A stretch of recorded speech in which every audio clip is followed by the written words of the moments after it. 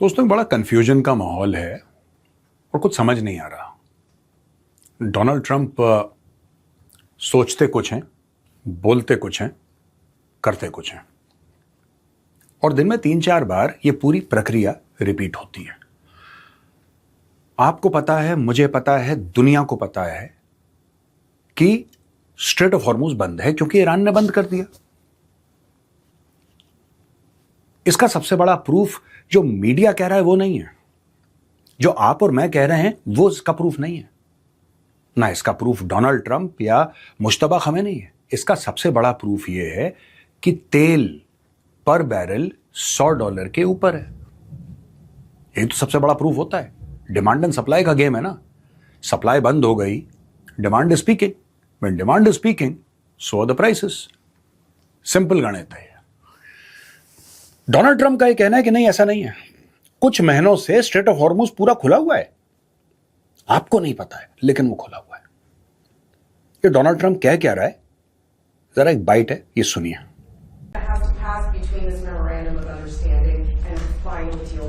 Well, we hope it's going to go relatively quickly, but it's. Is there 60 or 90? I mean, the straits are going to open immediately. It's fun signing. Maybe it'll be Saturday or Monday. Or is there a deadline though to get from this to a final deal?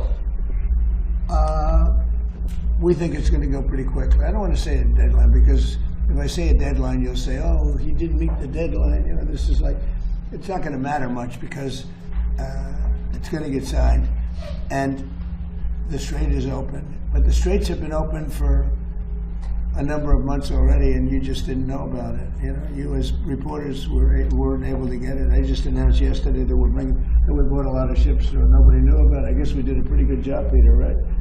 But we brought many ships across, and millions, hundreds of millions of barrels of oil were brought across. अब दोस्तों आपने सुना president Trump ने बोला क्या। इससे confusion और ज्यादा बढ़ गया है। और यहां पे देखिए स्क्रीन पे सेंटकॉम यानी कि सेंट्रल कमांड का ट्वीट क्या है, ये देखिए अपने स्क्रीन्स पे। Safe pathways have been established for commercial vessels transiting Strait of Hormuz. The pathways are available to all vessels not violating the blockade against Iran. Hundreds of ships have transited the route in the last 2 months. US forces are postured to defend against Iranian aggression. The command also stated that Iran does not control the Strait of Hormuz. अब total बात यह है कि अगर कोई, इसका निचोड़ यह है कि अगर कोई जहाज ईरान के पोर्ट से सामान लेके बाहर नहीं जा रहा तो हम ये हमारे कंट्रोल में है, और अगर जा रहा है तो हमने उसको रोकना है। उसके अलावा हमने किसी को नहीं रोका और स्ट्रेट ऑफ हॉर्मुज खुला हुआ है। That is what the central command of the United States of America से खुला हुआ है वो strait of Hormuz according to them. Trump ने यहां तक बोला है कि more than 100 million barrels of oil have gone through the Strait of Hormuz. 200 से ऊपर जहाज चले गए. It has been dumped into the market. 100 million barrels of oil. ये कहां गया है nobody knows. हाँ, कुछ निकला है क्योंकि अभी तक ये क्या कह रहे थे, अभी तक अमेरिकन ये कह रहे थे कि गल्फ ऑफ ओमान में हमने फील्डिंग लगा के रखी है और 2-4 ठीक है दाएं बाएं से निकल गए, लेकिन 100 मिलियन बैरल्स ऑफ ऑयल ये क्लेम कर रहे हैं कि हमने कर दिया है। दोस्तों बात यह है कि जिस सीजफायर की बात कर रहा है डोनाल्ड ट्रंप, वो सीजफायर हुआ नहीं है। और असल बात यह है कि पिछले 2 से लेकर 2.5 महीने में डोनाल्ड ट्रंप ने करीब 40 बार, एटलीस्ट 40 टाइम्स, ये देखिए साहब CNN का आर्टिकल है, इसमें 38 का फिगर है, लेकिन यह आर्टिकल 3-4 दिन पहले का है। ये 3 दिन पहले का आर्टिकल है लगभग। ये वाला जो है आज 12 है ना, ये तकरीबन 9 का आर्टिकल है। ये तो 3 दिन पहले का आर्टिकल है। पिछले 3 दिन में 2 बार और भाई बोल चुका है। ये जो सीज फायर है, ये जो इसने एक अपने दिमाग में चीज बना रखी है डोनाल्ड ट्रंप ने, ईरानियों को इसके बारे में पता नहीं है। सीज फायर किसके बीच में होना है? इजराइल तो निकल गया इस लड़ाई से। मुझे लगता है कि इसमें the smartest people were the Israelis. They figured out long back that, Donald Trump is the weakest link in the chain. With all due respect, he is the president of the United States, but he's the weakest link in the chain. And he has shamed the American military. जो super power status America का हो रखा था इतने सालों से जो चल रहा था, मैं बता रहा हूं जो 20 साल अमेरिकन फोर्सेस अफगानिस्तान में रही और उसके बाद वो पलट के आई, having changed nothing in 20 years and they spent around $2 trillion और वगैरह वगैरह, हजारों की जानें चली गई। उसके बाद वो यू टर्न लेके वापस आए, तब इतनी बेइज्जती नहीं हुई इनकी जितनी अभी हो गई है। तब इतनी बेइज्जती नहीं हुई दोस्तों, क्योंकि अमेरिका का एक इतिहास है, डेकेड्स तक कहीं पे रहते हैं फिर ऐसे ही आ जाते हैं वापस। वियतनाम में भी इन लोगों ने यही किया था, इन्होंने मिडिल ईस्ट में भी यही करा है, अफगानिस्तान में भी। तो ऐसी बात नहीं कि लोग नहीं यही काम करते हैं फुल टाइम में लोग। लेकिन जितनी बेइज्जती ईरान, यू सी, एक तो यह है कि आपने दुश्मन को हरा दिया, फिर आप वहां पे जम के बैठ गए, दुश्मन भाग गया, उसके बाद दुश्मन आपके ऊपर हमला कर रहा है और वहां पे डटे हुए हैं, right? At a tactical level, it's not a loss. It's not a defeat at a tactical level. Maybe in the grand strategy of things, you'll say that कि आपके objectives क्या थे और आपने तो अपने objectives meet नहीं कर। ये सारी story मुझे समझ में आती है। ये पहली बार है कि because of a president, the American military has faced such humiliation, which is a first grade military, by the way. There is no bigger and more powerful military than the US Army, Navy, Air Force and Marines put together in terms of technology, in terms of budget.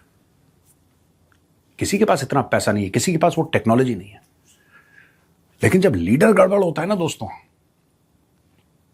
अगर शेरों का झुंड है और उसका leader एक बकरी है, तो वो जो शेरों का झुंड है फिर वो बकरी के लेवल का बन के रह जाता है। और यही अब देख रहे हैं। जस्ट इमेजिन 40 बार, कौन ऐसा करता है? 40 बार ये बोला कि नहीं कल साइन कर देगा, और हर बार ये बोला कि बस होने वाला है, इट्स अराउंड द कॉर्नर, होने वाला है, डील होने वाली है, बस होते होते रह गई, बस कल हो जाएगी, परसों हो जाएगी। ये आजकल परसों, आजकल परसों, आजकल परसों, ये भाई 40 बार बेच चुके हैं और अभी तक कुछ नहीं हुआ। ईरान वालों से पूछा कि डोनाल्ड ट्रंप तो ये कह रहा है कि आपने तो डील कर दी है और आप लोग तैयार हो गए।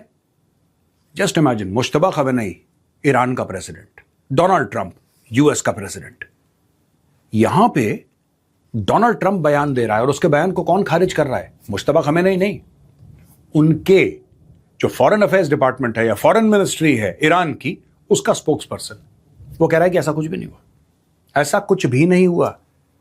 और चलो, ईरान तो दुश्मन है, इनका दोस्त है इजराइल, इजराइल भी कह रहा है ऐसा कुछ नहीं हुआ, क्योंकि डोनाल्ड ट्रंप ने बोला है कि सारे लोग हैं, सारे लोग, उसमें कई देशों का नाम है, उसमें सऊदी अरब का नाम है, यूएई का नाम है, उसमें पाकिस्तान का भी उसने डाला फर्जीवाड़े में, उसमें इजराइल का भी नाम है, इजराइल का भी नाम है। बेंजामिन नेतन्याहू ने कॉल करा कि भाई साहब ये क्या आपने लिख दिया, हम कब माने आपकी बात? तो ये जो हो रहा है ना, जिस तरीके से दोस्तों डोनाल्ड ट्रंप कर रहा है इस वक्त, ये बहुत खतरनाक है। देखिए, कई अमेरिकन पेपर्स जो हैं, न्यूज पेपर्स हैं, मैगजीन, मीडिया प्लेटफॉर्म्स कह लीजिए आप, वाई से ओनली मीडिया प्लेटफॉर्म्स के लिए कई लोगों ने इंसिनुएट करा है, कई लोगों ने इल्जाम लगाया है कि he is playing the markets, he is playing the markets. ये 40 बार कहते हैं डील होने वाली है, 40 बार मैंने आपको गिनवाया है ना, मैंने आपको CNN के आर्टिकल का हवाला दिया, ये देखिए, दोबारा देख लीजिए CNN का आर्टिकल, 38 लिखा है ना, और 3 दिन पुराना आर्टिकल है, तब से भाई 2 बार और बोल चुके हैं, 40 हो गया, 40 बार, यानी कि 40 बार ऑयल के प्राइसेस में वेरिएशन हुआ है। या तो ये वाला गेम है इनका कि यूएस मिलिट्री का जो होता है, अपने को क्या लेना देना है, हमें कोई फर्क नहीं पड़ता, तेल के जो भाव में फर्क पड़ता है उसका फायदा उठाओ। या तो वो स्टोरी चल रही है इनकी, या फिर कोई और दूसरी स्टोरी चल रही है। डेफिनेटली ये स्टोरी तो नहीं चल रही है डोनाल्ड ट्रंप की कि किस तरीके से लड़ाई जीतनी है। इसके पहले उन्होंने क्या बोला था, खड़ग आइलैंड को ये कर देंगे, और जैसे हमने वेनेजुएला का तेल पे कब्जा कर लिया था, ईरान के तेल पे कब्जा कर लेंगे, अब मैं ऐसी स्ट्राइक करूंगा कि ईरान के होश उड़ जाएंगे और ईरान को मैं गायब कर दूंगा नक्शे से। ये लंबी लंबी बातें बोली। फिर बाद में ट्रूथ सोशल पे एक पोस्ट आता है कि क्योंकि बाकी सारे लोग मेरी बात मान गए हैं, मैंने स्ट्राइक्स जो थी वो पोस्टपोन कर दी। ना कोई स्ट्राइक्स प्लान्ड थी, ना कोई माना, ना इन्होंने पोस्टपोन करी। जब प्लान्ड ही नहीं थी तो पोस्टपोन कहां से करते? That is what is happening and very very confusing, very confusing. अभी आई थिंक 14 जून को उनका बर्थडे है, डोनाल्ड ट्रंप का। आज 12 तारीख है, उनका बर्थडे है संडे को। 80 साल के हो जाएंगे वो।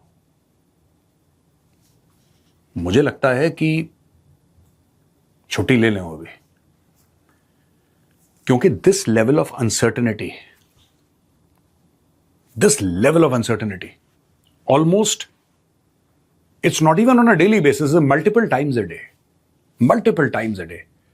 आप अगर वो लिस्ट देखेंगे, आप देखेंगे कि एक दिन में 3 ट्वीट कर रखे हैं, 3 ट्रूथ सोशल के पोस्ट हैं उसी चीज के ऊपर कि बस ईरान मान गया है, ईरान भीख मांग रहा है, ईरान बेग कर रहा है कि प्लीज हमें डील करवा दो, किसी तरीके से डील हो जाए हमारी। ईरान भीख मांग रहा है, ये भीख मांग रहा है, वो मिसाइल मार रहा है आपके ऊपर, आप कह रहे हैं भीख मांग रहा है।